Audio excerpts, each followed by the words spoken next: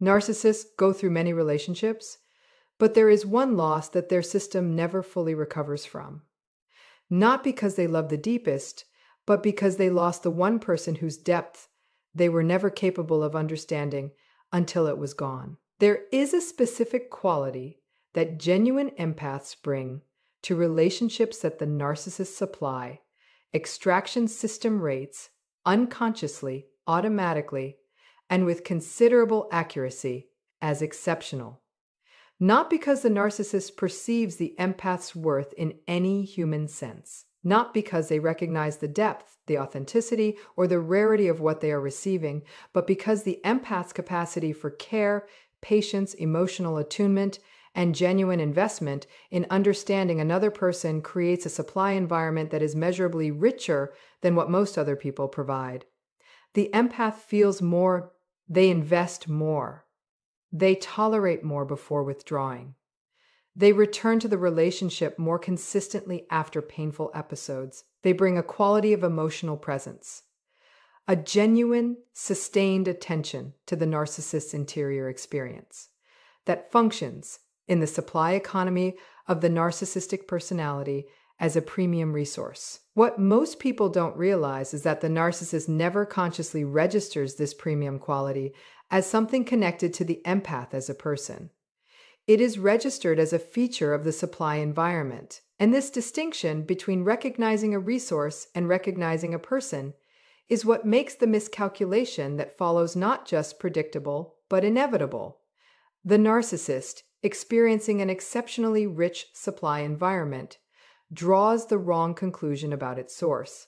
They attribute the quality of what they receive to their own significance, their own magnetism, their own ability to attract and maintain an exceptional supply source. They do not attribute it to the empath's rare capacity for depth, because doing so would require recognizing the empath as something the narcissist's internal world cannot fully accommodate. A person more emotionally capable than themselves. Pay attention to what this misattribution produces, because it shapes every subsequent behavior in the relationship, and it is the foundation of the miscalculation that ultimately costs the narcissist more than they ever anticipated losing. This is where the unconditional tolerance miscalculation begins. The empath's patience, the way they return after painful episodes, the way they extend understanding before it has been earned, the way they consistently prioritize the relationship's survival over the documentation of their own wounds, gets read by the narcissist system as a permanent feature, as a supply characteristic that will remain constant regardless of how severely it is tested. Most people miss this warning sign from the outside because the empath's tolerance looks, for a long time, like it might actually be unlimited. Even the empath themselves sometimes believes this. But the hidden reason the tolerance eventually ends is not that it ran out. It is that the empath finally understood something that the narcissist never will. That genuine care extended without limit to someone incapable of receiving it is not love. It is loss, happening slowly. One episode at a time. There is a profound irony embedded in the narcissist's treatment of the empath's compassion, one that the narcissist will never consciously recognize, and that only becomes fully visible in the aftermath of the relationship's ending. The very quality that made the empath so valuable to exploit was also the quality that made their eventual departure so complete. What most people don't realize is that the empath's compassion was never the soft, infinitely malleable resource the narcissist treated it as. It was deep, and depth, unlike surface warmth, has a direction. When the empath finally reached the internal threshold where their own values and self-perception could no longer accommodate what the relationship required of them, the same depth that produced extraordinary tolerance produced something else entirely. An exit with no ambivalence remaining. The narcissist, having spent the entire relationship converting compassion into a control mechanism, never developed a contingency for the moment that mechanism reached its structural limit. Every use of the empath's forgiveness to avoid accountability, every deployment of their empathy to escape consequences. Every time the empath's care was treated as a resource rather than a gift. All of it was silently accumulating, not as leverage, but as evidence. Pay attention to what the reality anchor removal reveals next. Because the empath, despite their tolerance, was often doing something in the relationship that the narcissist only recognizes as valuable after it is permanently gone, providing an honest, genuine emotional reflection that new supply sources, selected for compliance rather than depth, are structurally incapable of offering. The narcissist didn't just lose a supply source, they lost the only mirror in their life that was showing them something real. And they won't understand what they were looking at until the mirror is no longer there. There is a discovery that awaits the narcissist in the relationships that follow the loss of a genuine empath, one that arrives not dramatically, not in a single moment of recognition, but gradually through the accumulating experience of a supply environment that provides more compliance and less depth than what they had before. The replacement sources are easier to manage, they offer admiration more readily, question less persistently, and require considerably less of the careful narrative management that the empath's perceptiveness demanded. From a purely operational standpoint, the new supply environment should feel like an improvement. Less friction, more consistent validation, fewer moments where the persona was threatened by someone who could actually see through it. What most people don't realize is that easier is not the same as better, and the narcissist's internal economy, calibrated by extended exposure to the empath's exceptional supply quality, begins registering a deficit that admiration alone cannot address.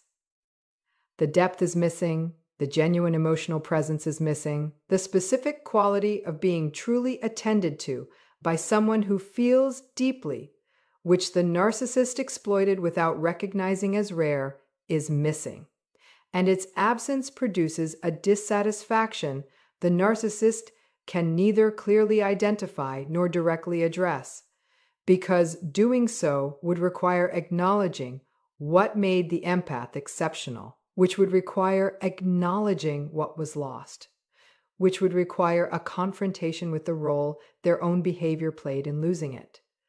Pay attention to what the depth replacement problem produces in the narcissist's behavior with new supply, because it follows a recognizable pattern. The idealization phases become more intense in their early stages as the narcissist searches for the quality they lost. The devaluation phases arrive faster when new partners inevitably fail to provide it. The cycle accelerates, but the deficit it was always running from does not resolve. This is where the loyalty miscalculation reveals its full cost. Throughout the relationship, the narcissist treated the empath's extraordinary commitment as a permanent entitlement, a fixed feature of the dynamic that would remain in place regardless of what behavior it was asked to absorb. The empath's continued presence after each painful episode was interpreted not as evidence of remarkable loyalty being tested, but as confirmation that the loyalty had no real limits. Most people miss this warning sign, not because it isn't visible in retrospect, but because it reveals something the narcissist system was never designed to process accurately. That loyalty of this quality was never about the narcissist at all. It was about the empath's own values, their own commitment to the relationship they believed existed, their own capacity for sustained care in the face of sustained disappointment. And the moment those values determined that continued loyalty was incompatible with continued self-respect, the loyalty transferred completely, immediately, and permanently away from the narcissist and toward the empath's own life. The narcissist wasn't abandoned. They were simply no longer worth what loyalty of that quality costs. There is a specific threat that genuine empaths represent to narcissistic personalities that operates beneath the level of the obvious supply dynamic. Something that the narcissist's escalating attempts to control and destabilize the empath were always, in part, a response to, even when the narcissists themselves could not have articulated what was driving the escalation. The empath could see them, not the persona, not the carefully constructed presentation of confidence, capability, and effortless superiority that most people in the narcissist's life accepted as the complete picture. But the actual person underneath, the fragility beneath the dominance, the fear beneath the aggression, the profound emptiness beneath the performance of fulfillment. What most people don't realize is that the narcissist's escalating cruelty toward the empath was not simply about control. It was about managing the specific discomfort of being in sustained proximity to someone whose emotional intelligence was sufficient to perceive what the persona was designed to conceal. Every moment, the empath demonstrated genuine insight into the narcissist's interior experience. Every moment, their perceptiveness penetrated the carefully maintained surface, represented a threat that the narcissist system responded to with the same automatic defensive aggression it deployed against every other form of exposure. Pay attention to what this reveals about why the empath was both the narcissist's most valuable supply source and their most threatening relational presence simultaneously. Then comes the empathy absence recognition, arriving in new relationships with a clarity that the narcissist's usual narrative management cannot entirely suppress. Most people never realize this recognition exists because it produces no visible confession, but it shapes the narcissist's behavior in new relationships in ways that become observable. Once you know what you are looking for, a restlessness that compliant supply doesn't quiet, a comparison that favorable admiration doesn't resolve, a persistent awareness that something available in the previous dynamic is not available here. Not love, not the person. The experience of being genuinely felt by someone who actually had the capacity to feel them. The empath, processing the relationship with the same depth they brought to everything, does not simply recover.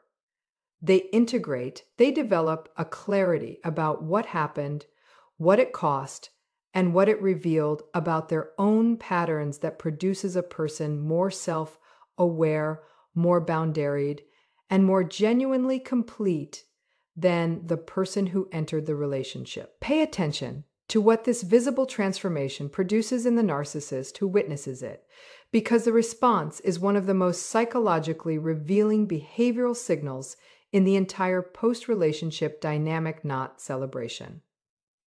Not indifference, a specific, persistent disturbance at the observation that someone they tried to break became more whole in their absence than they ever were in their presence. This is where the irreversible recognition eventually surfaces, not loudly, not consciously, but in the quiet moments that sufficient external noise can delay but never permanently prevent. The narcissist system in those moments briefly and uncomfortably encounters something it will spend considerable energy avoiding. The understanding that what they had was genuinely rare, that what they did with it was entirely predictable, and that the personality structure that drove the exploitation is the same structure that made keeping something that rare permanently impossible. When you examine the complete picture, the premium supply loss that the narcissist misattributed to their own magnetism rather than the empath's rare depth, the unconditional tolerance miscalculation that treated a finite resource as infinite, the compassion weaponization that backfired by producing an exit with no ambivalence remaining, the reality anchor removal that eliminated the only genuine mirror in the narcissist's relational life, the depth replacement problem that admiration, focused new supply could never resolve. The loyalty miscalculation that confused the empath's values for the narcissist's entitlement. The emotional intelligence threat that drove escalating control toward the one person most capable of seeing clearly. The empathy absence recognition that shaped every subsequent relationship from the inside. The healing visibility that contradicted every assumption that narcissists made about the permanence of the damage. And the irreversible recognition that surfaces in the quiet moments. New supply cannot permanently fill. What emerges is a portrait of a loss that the narcissist system was never designed to accurately value until the losing was already complete. This is the biggest mistake, not because it was dramatic, not because it involved a single catastrophic decision, but because it was the predictable output of a personality structure that can only assess value through the lens of utility. And utility, by definition, cannot perceive depth until the depth is no longer available to extract from. The empath was never just a supply source, but the narcissist's internal world had no category for what they actually were. What most people don't realize is that this is not a story about what the empath lost. It is a story about what the narcissist is incapable of keeping, and why the same personality structure that draws genuine empaths in also ensures, with the consistency of a fixed pattern, that it will eventually drive them out. The mistake wasn't losing the empath. The mistake was being exactly what they were to someone who finally understood completely and permanently exactly what that was.